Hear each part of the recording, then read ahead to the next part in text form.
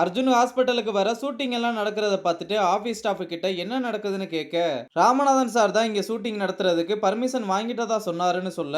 ராமநாதன் கிட்ட அர்ஜுன் நான் தான் உங்ககிட்ட ஷூட்டிங் நடத்தக்கூடாதுன்னு சொன்னேன்ல, அப்புறம் ஏன் பர்மிஷன் கொடுத்துட்டாங்கன்னு எல்லாத்தையும் ஷூட்டிங் வர சொல்லியிருக்கீங்கன்னு கேட்க, இல்ல தம்பி ரதி மேம் தான் பர்மிஷன் கொடுத்தாங்கன்னு சொல்றாரு. அர்ஜுனும் இதை கேட்டு கடுப்பாகி ரதி கிட்ட போய், மதன் மாதிரி ஆளுங்களால நம்ம ஹாஸ்பிட்டலுக்கு த்ரெட் நடந்துகிட்டு இருக்கு, அந்த செக்யூரிட்டி ரீசனுக்காக தான் நான் ஷூட்டிங் வேணாம்னு சொல்லியிருந்தேன், ஆனா நீங்க எப்படி மேம் பர்மிஷன் கொடுத்தீங்கன்னு கேட்க, நீ ஏன் ஷூட்டிங் பண்ண வேணாம்னு சொன்ன, யார்கிட்ட கன்சல்ட் பண்ணிட்டு சொன்னேன்னு கேட்க, நான் யாரை கன்சல்ட் பண்ணணும்னு அர்ஜுன் பதிலுக்கு கேட்க, என்கிட்ட கன்சல்ட் பண்ணணும் அர்ஜுன், நான் இந்த ஹாஸ்பிட்டலோட சீஃப் டாக்டர்னு சொன்னதும், ஆனா நான் இந்த ஹாஸ்பிட்டலோட சிஇஓன்னு சொல்ல, இன்னும் ஆகல, அதுக்கெல்லாம் நிறைய டைம் அண்ட் ப்ரொசீஜர்ஸ் எல்லாம் இருக்கு, போர்ட் மெம்பர்ஸ் எல்லாருமே அப்ரூவ் பண்ணணும், அதுக்கப்புறம் தான் யாரு சிஇஓன்னு டிசைட் பண்ண முடியும்னு சொல்றா. நீங்க எதையோ மனசுல வச்சுக்கிட்டு பேசுறீங்கன்னு சொல்ல, நான் எதையுமே மனசுல வச்சுக்கிட்டு பேசல அர்ஜுன், எனக்கு அப்படி எந்த அவசியமே இல்லைன்னு சொல்லிடுறா. அங்க கட் பண்ணா ஹாஸ்பிட்டலுக்கு சூரியகாந்த்னு ஒரு பெரிய ஆக்டர் வந்திருக்கதா சொல்லி குணாவை தேஜுவும் ராக்கியும் கூப்பிட்டு வந்து அவரை புகழ்ந்து பேசிக்கிட்டு இருக்க, அப்ப அவர்கிட்ட எல்லாருமே செல்ஃபி எடுத்துக்கிட்டு இருக்கும் போது குணாவை பார்த்ததுமே குணாவோட பேரை சொல்லி கூப்பிட,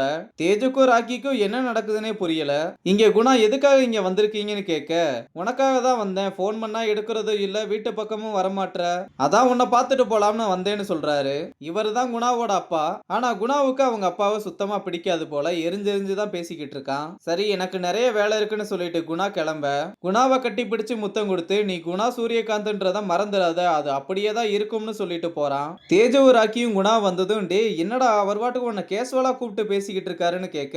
அவர் தான் என்னோட அப்பான்னு சொல்ல ரெண்டு பேருமே சாக்காகுறாங்க. அப்புறம் ஏன்டா இப்படி வந்து கஷ்டப்பட்டுக்கிட்டு இருக்கேன்னு கேட்க,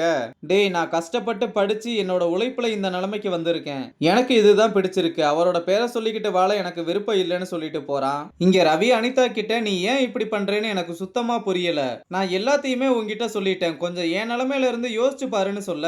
எல்லாத்தையுமே உன் இடத்துல இருந்தே வச்சு பாக்குறியே, மத்தவங்களோட ஃபீலிங்ஸ் என்ன, அவங்க என்ன நினைப்பாங்கன்னு நீ யோசிக்கவே மாட்டேல, இத்தனை வருஷத்துல உன்கிட்ட நான் ஷேர் பண்ணது எதையாவது உள்ள இருந்து ஃபீல் பண்ணி கேட்டிருக்கியாடா, என்னோட ஃபீலிங்ஸ் எல்லாத்தையும் எப்படி இக்னோர் பண்ணிட்டு போனியோ அதே மாதிரி தான் இப்ப பாரதியோட லைஃப்ல விளாண்டுகிட்டு இருக்கேன்னு சொல்ல,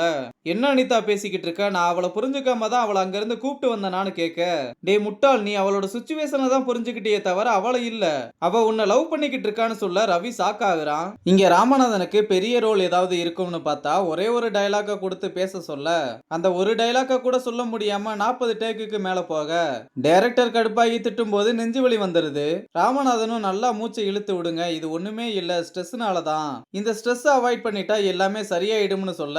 அப்ப டைரக்டர் இதுக்கு ஒரே வழி பேக்கப் தானே எல்லாத்தையுமே பேக்கப் பண்ணிட சொல்லிடுறாரு. இங்க ரவி வீட்டுக்கு வந்ததும் அனிதா கிட்ட என்ன லவ் பண்றேன்னு சொன்னையான்னு கேட்க, பாரதியும் ஆமான்னு சொல்றதோட இந்த எபிசோட முடிச்சிருக்காங்க.